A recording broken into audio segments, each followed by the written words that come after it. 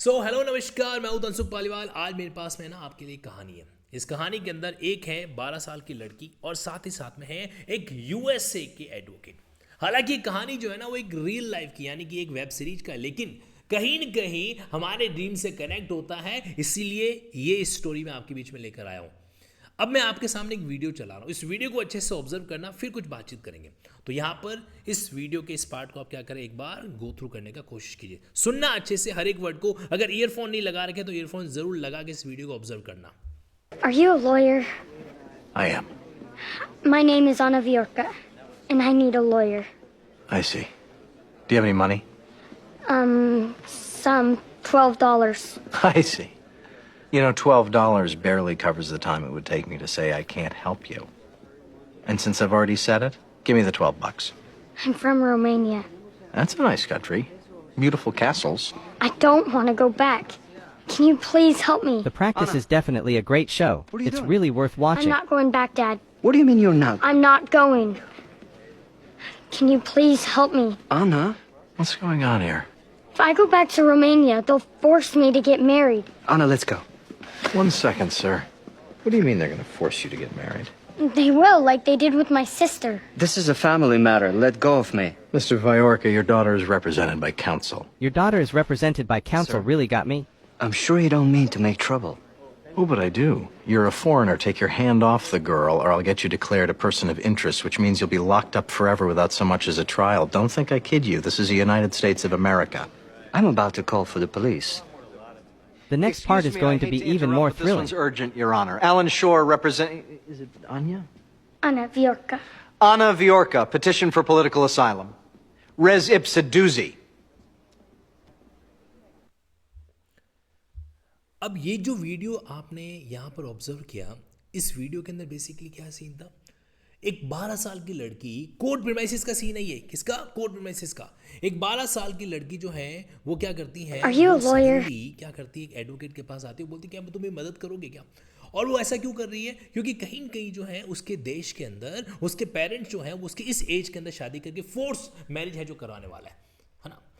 अब वहाँ पे वो एडवोकेट से हेल्प मांगती है। एडवोकेट अपने यूजुअल नेचर कहता है कि $12 है जो लगने वाला है, लेकिन जैसे ही उसको पता चलता है कि वाकई में उस लड़की को उसकी हेल्प की जरूरत है, वो फाइनेंशियल गेन को इग्नोर करके क्या आ जाता है, अपने प्रोफेशनल एटीट्यूड के अंदर जो आ जाता है।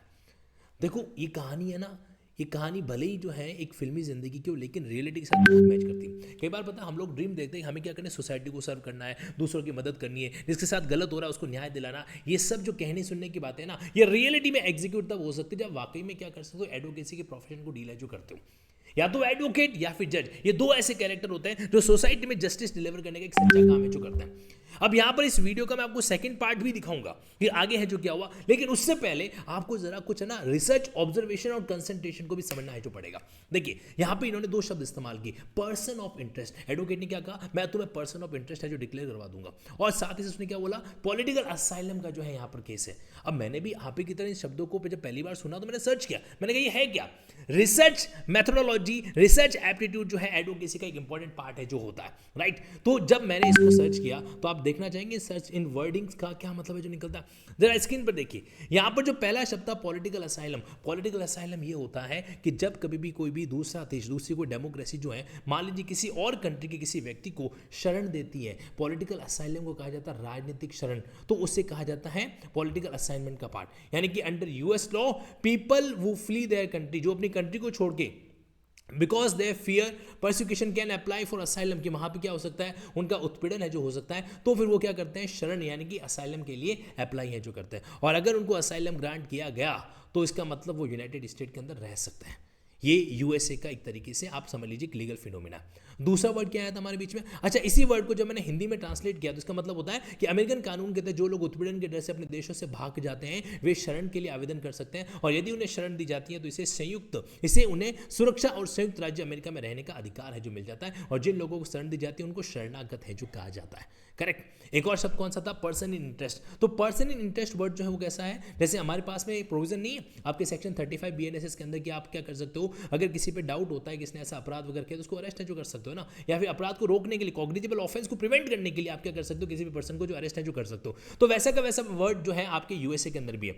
अब पर्सन ऑफ इंटरेस्ट का मतलब होता है कि जो वहां की इन्फोर्समेंट का इस्तेमाल किया जाता है वो may be involved in criminal investigation but has not been arrested, जिसको अभी तक अरेस्ट तो नहीं किया गया लेकिन वो क्रिमिनल इन्वेस्टिगेशन में उसके इन्वॉल्वमेंट होने की संभावना हो, तो फिर उससे पूछताछ के लिए क्या किया जाता है, उसको पर्सन ऑफ इंटरेस्ट डिक्लेयर किया जाता है।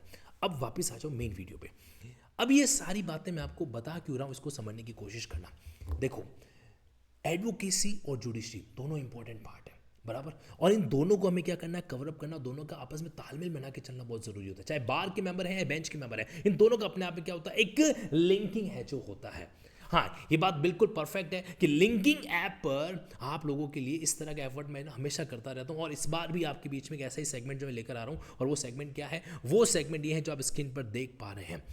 आपके लिए एक तो जुडिशरी का रेगुलर कॉन्सेप्चुअल पार्ट रहेगा, जहां पर है ना इस तरीके से हम हर शब्द को क्या करें, कंपैरेटिवली स्टडी है जो करें। बेरेट को सिर्फ पढ़े नहीं, बेरेट को है ना उसे अपने माइंड के अंदर बिल्कुल एंटर है जो करवा दे। तो यहां पर आपके लिए एक सेगमेंट जुडिशरी के रेगुलर का रहेगा जो कि आपके 16 जनवरी से स्टार्ट है लिंकिंग ऐप पर। और वहीं दूसरा एडवोकेसी गाइडेंस प्रोग्राम आपके बीच में होने वाला है, जहां पर हम क्या करेंगे, जो प्रैक्टिकल मेथोडोलॉजी टैक्टिक्स वगैरह है उनको कैसे अप्लाई किया जाए, और साथ साथ क्लाइंट को लाइजनिंग कैसे किया जाए, कम्युनिकेशन कैसे किया जाए, अपनी इंग्लिश को इंप्रूव करते हुए कोर्ट पे कैसे प्रेजेंटेशन देना चाहिए, कोर्ट के प्रोटोकॉल्स को किस तरीके से फॉलो है जो करना चाहिए, अपने सीनियर के साथ किस तरीके से बिहेव करना चाहिए, सीनियर को किस तरीके से इंप्रेस करना चाहिए, ऐसी कई सारी चीजें। और जो काम है यानी कि एडवोकेसी कोर्ट के अंदर नहीं है तो कोर्ट के बाहर भी होती है, ऐसी कई सारी चीजों को हम सीखने हैं जो वाला है। 3 मंथ का ये ड्यूरेशन है एडवोकेसी गाइडेंस प्रोग्राम, और ये चंद घंटों बाद में यानी कि 12 जनवरी को रात को 9 बजे स्टार्ट होने वाला है लिंकिंग ऐप पर। और वहीं जुडिशरी का जो रेगुलर सेगमेंट जज बनने का वो आपके 16 जनवरी को स्टार्ट होगा। दोनों का QR कोड आपके सामने स्क्रीन पर है। अब वापस आ जाते हैं मेन कहानी पे।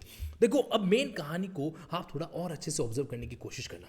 एक पार्ट आपने देखा, अब यहां पे काउंसिल ने डिसाइड कर दिया है कि वो उस लड़की का क्या करेगा, लड़की का जो है वो साथ देगा, यानी कि उसको जो है रिप्रेजेंट करेगा। Now coming to the next part, अब बात करते हैं अपन सेकंड पार्ट की, जहां पर क्या हुआ क्या नहीं हुआ, let try to understand. Court के अंदर जो है आर्ग्यूमेंट होने वाले हैं, एडवोकेट जो है क्या करने वाला है, इसको रिप्रेजेंट करने वाला है। आप लोग है ना इस आर्ट ऑफ एडवोकेसी को ऑब्जर्व करना, और साथ ही साथ में द जजमेंटल एटीट्यूड ऑफ जज को ऑब्जर्व करना, और फिर डिसाइड करना क्या वाकई में आपने अपनी जिंदगी के अंदर जज बनने का जो सपना देख रखा है, या फिर आपने जो एडवोकेसी को डिसाइड कर रखा है वो आपके लिए परफेक्ट है या नहीं है।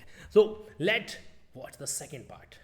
The truth is, I agree with almost everything Mr. Bennett just said. But this is a child facing an enforced marriage she does not want, facing enforced sex she does not want. This isn't tantamount to rape, it is rape. This lawyer had a strong attitude. He was particularly interested in helping this child. I happen to be a very proud American, and where I remain most proud of our nation is in the belief that its people remain strongly committed to human rights.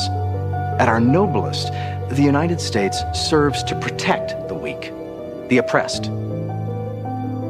A 12-year-old child is asking you today to spare her from an unimaginable atrocity. I fully understand we can't be policemen for the world, but how about for one innocent, vulnerable child?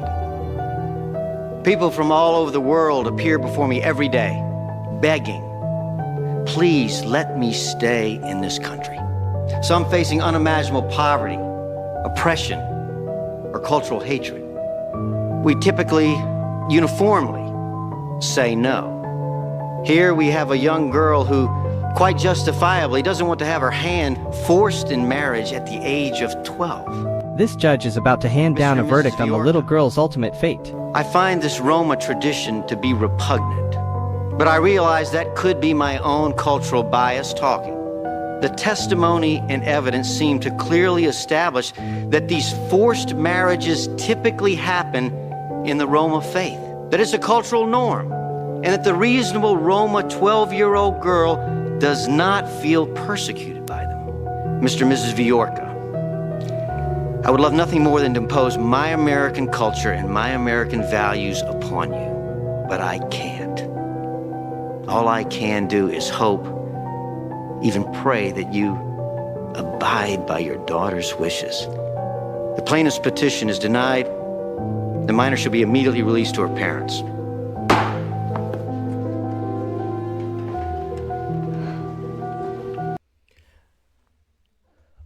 यहाँ पे अभी भी video का एक final part pending है, but उससे पहले आप एक चीज़ को ऑब्जर्व करें। इस लड़की की एकमात्र उम्मीद, एकमात्र जो होप थी ना, वो एडवोकेट था, और एडवोकेट उसके लिए लड़ा। केस जीत जाएगा, केस हार जाएगा, वो सब बात की बात है, लेकिन अगर इस एडवोकेट ने अपना एफर्ट नहीं किया होता ना, आई एम टेलिंग यू, ये रियलिटी है। और आप में से जो भी प्रैक्टिसिंग एडवोकेट है वो भी इस बात से एग्री भी करेंगे कि अगर एक एडवोकेट अपने क्लाइंट के लिए दिल से एफर्ट नहीं करता है ना, तो उसको सुकून से नींद नहीं आती है। उसका मन कहता है, ये एक जेंटल एडवोकेट की पहचान है जो होती है कि वो अपने अपने क्लाइंट के लिए, उसको रिप्रेजेंट करने के लिए, उसकी बात को कोर्ट के सामने रखने के लिए अपना पूरा एफर्ट है जो लगा देता है। और जब मायूसी मिलती है, जब उस केस के अंदर नहीं भी जीत पाता ना, उसका मन बड़ा दुखता है। लेकिन आप ये मान के चलिए कि अगर फाइट नहीं किया, अगर रिप्रेजेंट नहीं किया, अगर एफर्ट नहीं किया, वो भी फुल फ्लेज डेडिकेशन के साथ में, हर चीज़ अधूरी है जो रह जाती है। कई बार क्या होता है, हमें जितना पता होता है उतना प्रेजेंट है जो कर पाता है, लेकिन नहीं, हमें चीज़ों को और बाहर लाना होता है। This is the art of advocacy as well as, right. तो यहाँ पर आपने देखा किस तरीके से उन्होंने अपना जो है पूरा एफर्ट यहाँ पे दिया। उसी तरीके से इंडिया के अंदर भी अगर हम लोग जो है ना जुडिशियल एग्जामिनेशन से थ्योरेटिकली क्रैक नहीं करना चाहते, उसको इफेक्टिव वे में डील करना चाहते हैं ना, तो थ्योरेटिकल चीज़ों से बाहर निकल जाइए। 2025 के अंदर जी रहे हम। अभी भी अगर हम लोग बेरेक्ट को सिंपली पढ़ के उसका ट्रांसलेशन करके एग्जाम क्रैक करके आगे बढ़ गए ना, तो ये एग्जाम सक्सीड करने के बाद भी आपके ऊपर तलवार लटकती रहेगी। आपकी कोर्ट के अंदर, आप जज हैं, आपकी कोर्ट के अंदर कोई भी ऐसा एग्रेसिव एडवोकेट जो आपके नॉलेज के मामले में, आपके लॉ के एक्वेंटेंस के मामले में ज़्यादा जानकारी रखता है, तो डेफिनेटली वो वहाँ पर आपको टीज करेगा अपने नॉलेज के माध्यम से। और कई बार ऐसा भी होता है कि बिना जानकारी या बिना प्रैक्टिकल एक्सपीरियंस वाला जज जब किसी कोर्ट के अंदर प्रिजाइड करता है ना, तो वहाँ पे उस कोर्ट को वो जज नहीं चलाता, वहाँ के रीडर, वहाँ के क्लर्क वगैरह हैं, उनके द्वारा मॉनिटर है जो किया जाता है। और हमें बीइंग अ जुडिशियल ऑफिसर इस चीज़ को अपनी ज़िंदगी में नहीं आने देना। अब रही बात बीइंग एन एडवोकेट की, तो वहाँ पर हमें ये भी समझना पड़ेगा। आपने देखा होगा इस वीडियो के अंदर किस तरीके से न केवल लीगल सेगमेंट से, फैक्चुअल पोजिशन से भी और इमोशनल एंगल से भी जज को इस बात से कन्विंस करने का एफर्ट है जो किया जा रहा है। बट जज इज इंटेलेक्चुअल पर्सन, तो हमें दोनों एंगल को अच्छे तरीके से रखना ज़रूरी होता है। अब कहानी का तीसरा पार्ट है ना, मैं फिर से कह रहा हूँ, अगर आप में जुनून है, आपसे बात कर रहा हूँ मैं यहाँ पे किसी और पर्सन से नहीं, अगर आप में जुनून है एडवोकेसी के अंदर अपने नॉलेज के दम पे इस्टेब्लिश करने का, तो ये सिंपैथी गेन करना, दुनिया से उम्मीद रखना, सीनियर पैसे देगा तो ही हम वकालत करेंगे, इन चीज़ों से ना अपना मोह भंग करो और अपनी काबिलियत को इस तरीके से इम्प्रूव करो कि हुनर का सिक्का जब खनकेगा ना, तो आवाज़ हर किसी के कानों के अंदर सुनाई देगी ही देगी, राइट। तो इसीलिए आप अगर जुड़ना चाहते हैं मोस्ट वेलकम। अपने पूरे एफर्ट के साथ में आपके बीच में ये जो एडवोकेसी गाइडेंस का प्रोग्राम है, इसका लिंक आपको इस वीडियो के डिस्क्रिप्शन के अंदर भी देखने को मिल जाएगा, जो कि आपके 12 तारीख से यानी कि 12 जनवरी से स्टार्ट है जो होने वाला है। तो उसमें आप कनेक्ट हो सकते हो, या फिर अगर आप जुडिशियल कंटेंट को डील करना चाहते हो लिंकिंग की स्टाइल्स के अंदर, डायग्रामेटिक नोट्स बनाते हुए, कॉन्सेप्चुअल अंडरस्टैंडिंग करते हुए, तो भी आप यहाँ से कनेक्ट हो सकते हैं। अब बात करते हैं तीसरे वाला, यानी कि जब नतीजा आ जाता है, कंक्लूजन आ जाता है, तो क्लाइंट और एडवोकेट का कन्वर्सेशन किस तरीके से रहता है। Let try to find it out. तो यहाँ पर इस वीडियो को मैं आगे मूव ऑन कर रहा हूँ। लेट देखते हैं इसके अंदर क्या ऐसी बात है जो हमें और सुननी बाकी है। Can we appeal? No, What do you mean? There's always appeals. not on this. That's not right. Anna, you need to come with us now. I can't. Anna, you need to come with us. Thank you for watching. Content will continue to be updated. Thank you very much. Goodbye, Mr. Shore. Goodbye.